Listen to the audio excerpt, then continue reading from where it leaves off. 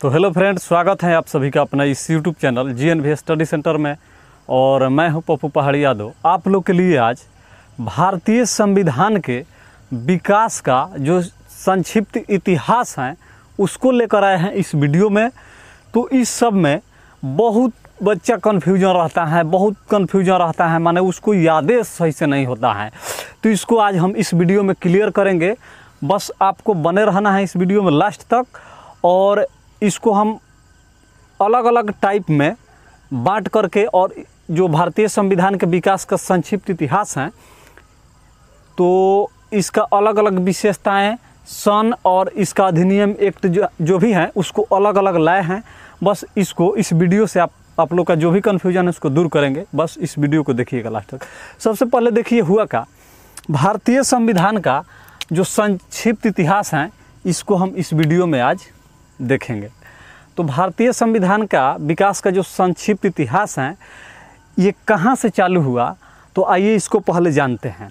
देखिए हुआ क्या, 1757 के पलासी का युद्ध, जो पलासी की लड़ाई हुआ था, और 1764 का जो बक्सर का युद्ध हुआ था उसको अंग्रेज़ों द्वारा जीत लिए जाने के बाद ब्रिटिश ईस्ट इंडिया कंपनी जो थी ये बंगाल पर अपना शासन का शिकंजा कसा।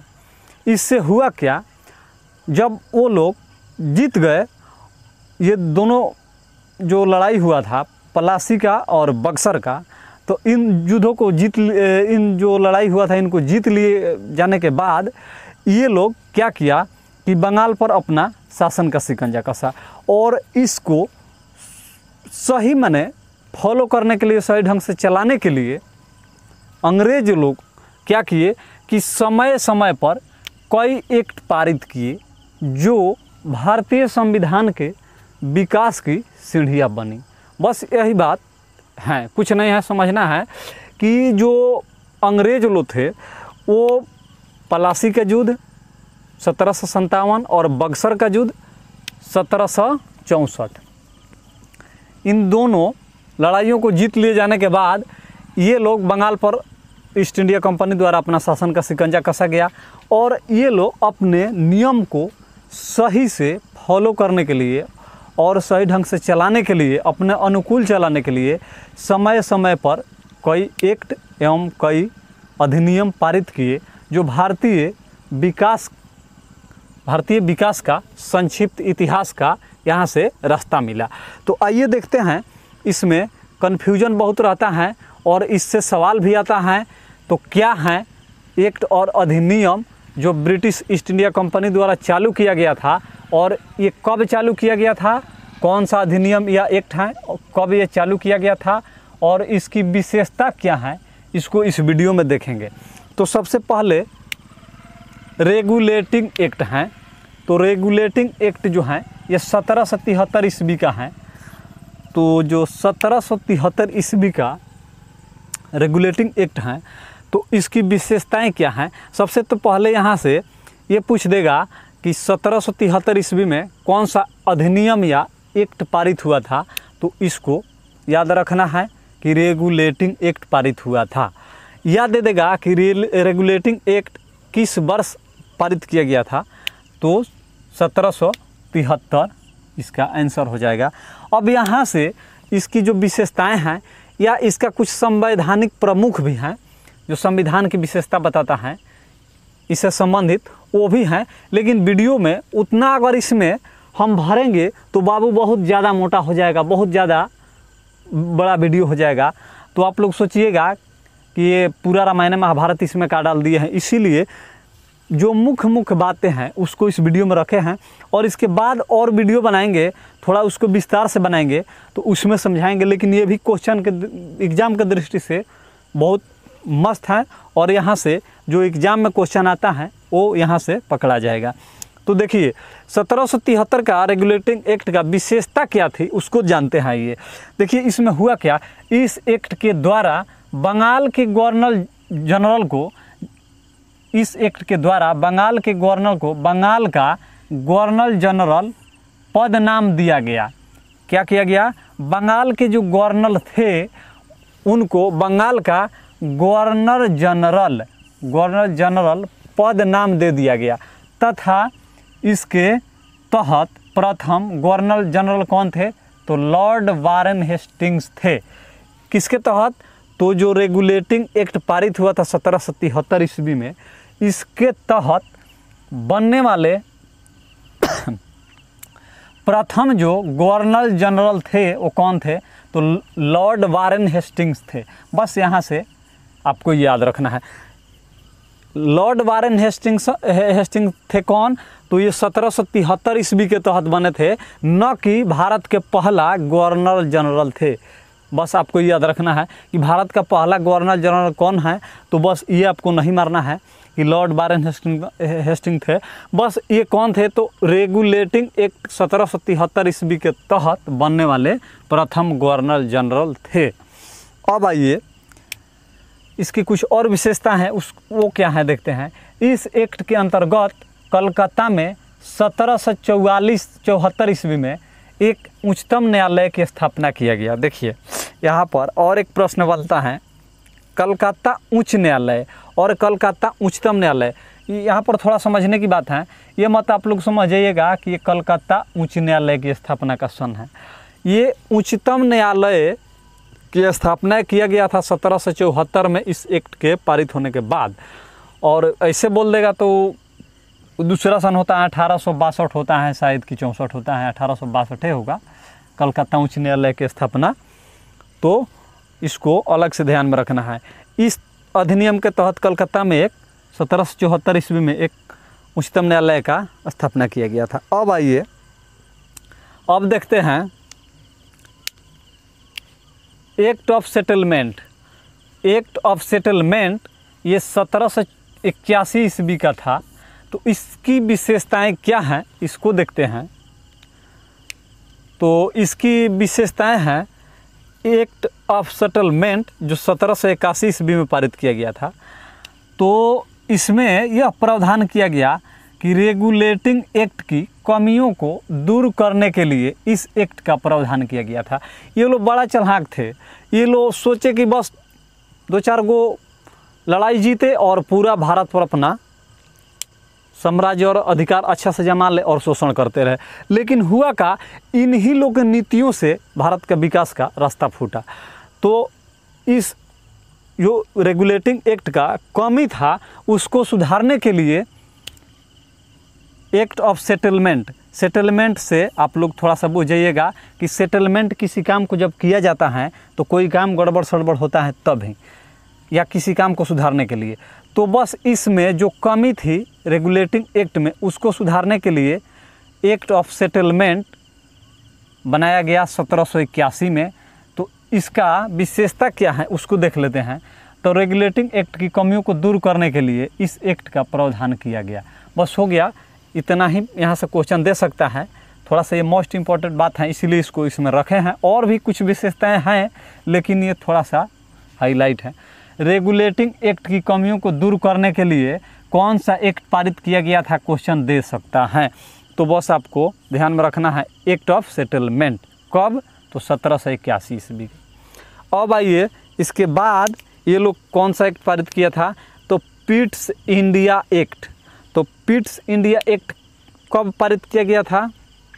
तो 1784 ईस्वी। ये पिट्स इंडिया एक्ट कब का है? 1784 ईस्वी का है। तो इसका जो पिट्स इंडिया एक्ट का विशेषता क्या है जो 1784 ईस्वी का है, तो इसका विशेषता क्या है उसको देख लेते हैं। तो ये है, इस एक्ट के द्वारा दोहरे प्रशासन का प्रारंभ हुआ। देखिए पिट्स इंडिया एक्ट के तहत जो 1784 ईस्वी का था, तो इसकी विशेषताएं समझ लेना है यहाँ से कि इस एक्ट के द्वारा दोहरे प्रशासन का प्रारंभ हुआ। तो दोहरे प्रशासन दो कार्य किया गया। तो पहला कार्य क्या है? Board of directors. Board of directors किस कार्य के लिए? तो व्यापारिक मामलों के लिए। बोर्ड ऑफ डायरेक्टर्स व्यापारिक मामलों के लिए। उसके बाद दूसरा बोर्ड ऑफ कंट्रोलर। तो बोर्ड ऑफ कंट्रोलर जो हैं ये राजनीतिक मामलों के लिए बनाया गया था। इसमें इस एक्ट के तहत दोहरे प्रशासन का प्रारंभ हुआ। तो दोहरे प्रशासन में कौन कौन आ जाएगा? तो बोर्ड ऑफ डायरेक्टर्स, ये राजनीतिक व्यापारिक मामलों के लिए बोर्ड ऑफ डायरेक्टर्स, और दूसरा बोर्ड ऑफ कंट्रोलर, तो ये राजनीतिक मामलों के लिए। तो दोहरे प्रशासन का इस एक्ट में प्रारंभ हुआ था। अब आइए इसके बाद हैं 1793 ईस्वी का चार्टर अधिनियम। तो चार्टर अधिनियम 1793 ईस्वी का जो था, इसकी विशेषताएं क्या हैं? तो इसके द्वारा नियंत्रण बोर्ड के सदस्यों को वेतन भारतीय राजस्व में से व्यवस्था किया गया। देखिए ये सब कितना चतुर था।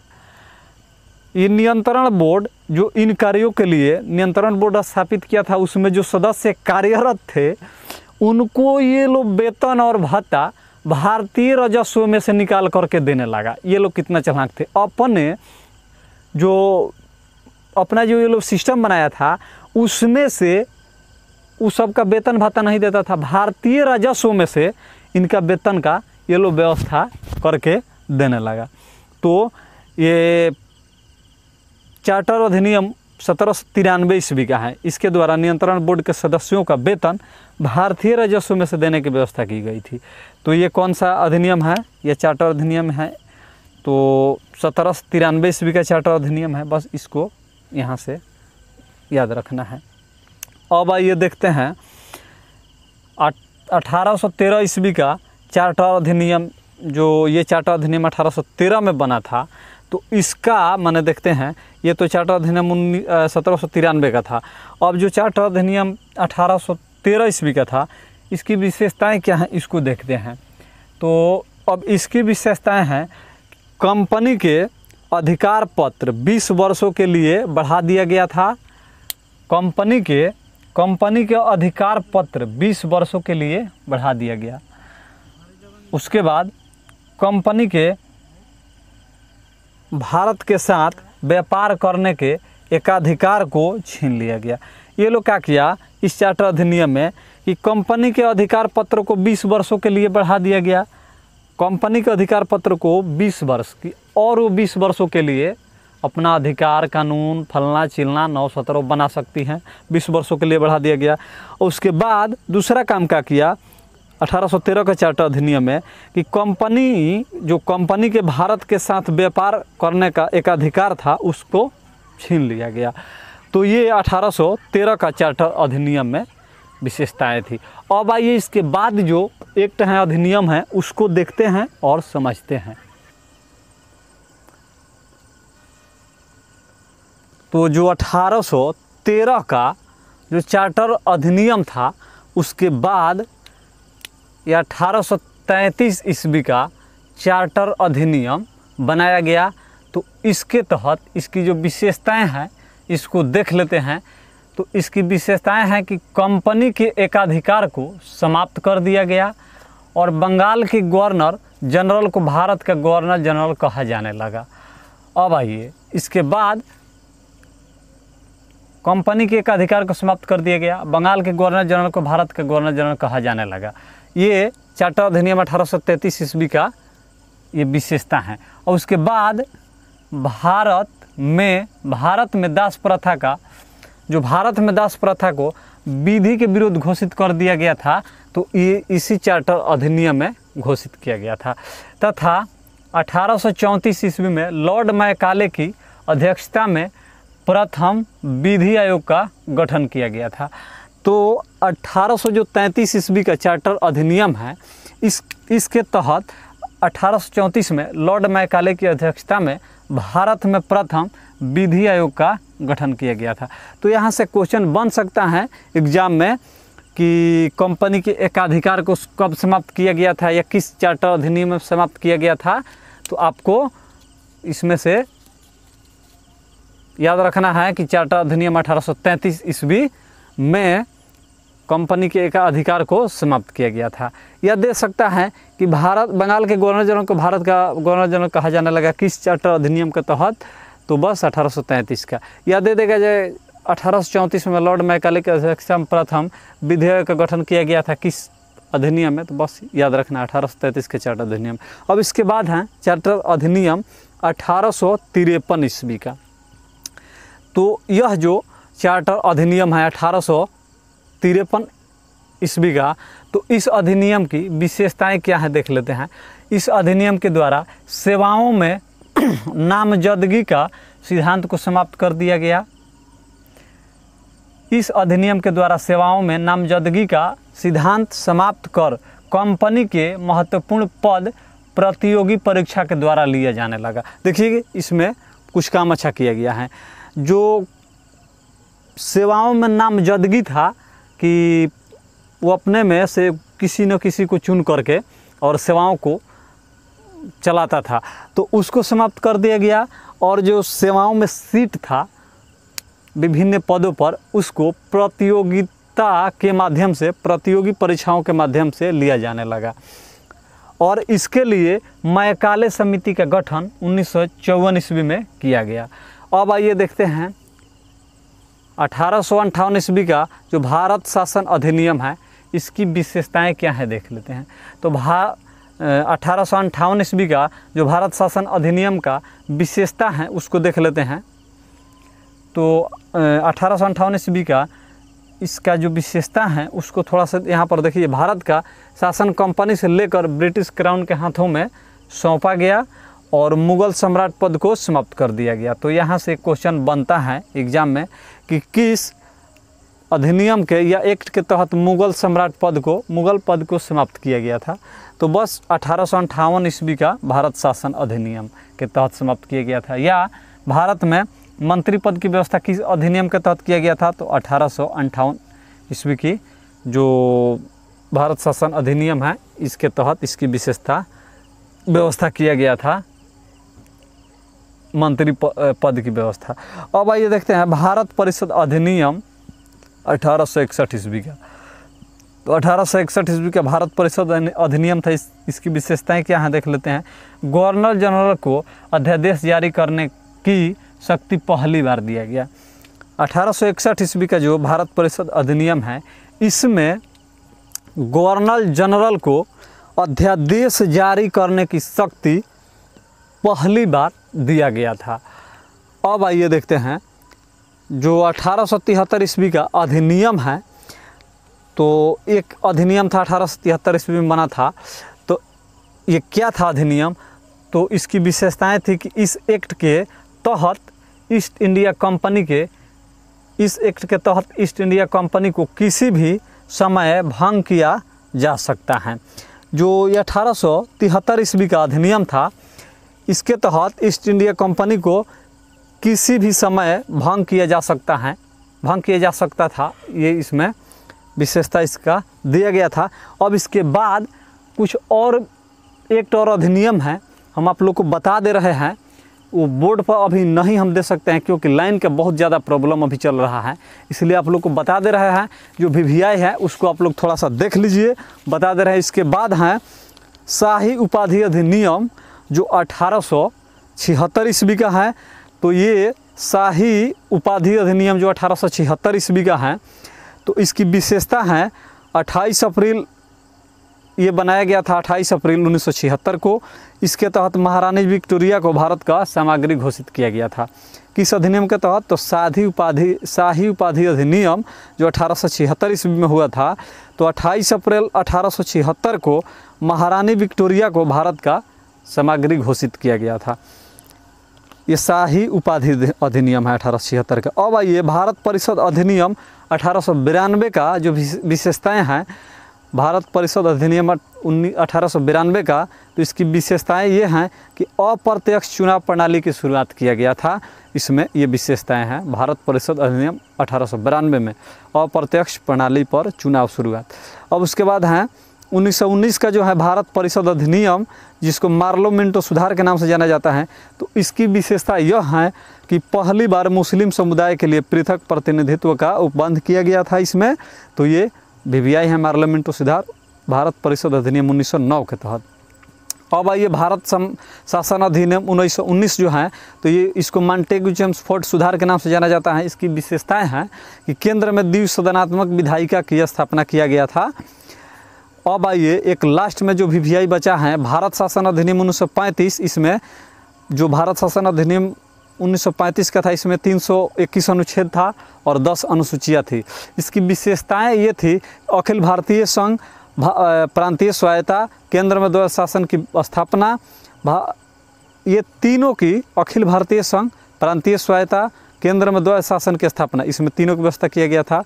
एवं इनमें जो भी सूचियां हैं सबको 1935 वाला में दिया गया था। तो ये है भारत शासन अधिनियम 1935 का। इसके बाद भारतीय स्वतंत्रता अधिनियम 1947 को चलाया गया, भारतीय स्वतंत्रता अधिनियम 1947। तो इसकी विशेषता ये होगा कि ब्रिटिश संसद में 4 जुलाई 1947 को भारतीय स्वतंत्रता अधिनियम प्रस्तावित किया गया तथा 18 जुलाई 1947 को इसकी स्वीकृति हो गई और भारत को आज़ाद कर दिया गया। तो ये हैं भारतीय संविधान के विकास के कुछ संक्षिप्त महत्वपूर्ण भूमिका। यहाँ से भारतीय विकास की कुछ टिप्पणियाँ विकसित हुई हैं। तो आप लोग इसको आराम से स्क्रीनशॉट ले लीजिए और इसमें जो प्रॉब्लम होगा तो आप लोग कमेंट बॉक्स में बताइएगा, और इसके बाद और विस्तार रूप से अगले वीडियो में हम देंगे इसके बारे में। और ये काफ़ी हर एग्ज़ाम के लिए बेहद है, इसको थोड़ा सा आप लोग बढ़िया से देख लीजिएगा। आज के वीडियो में इतना ही है। जय हिंद।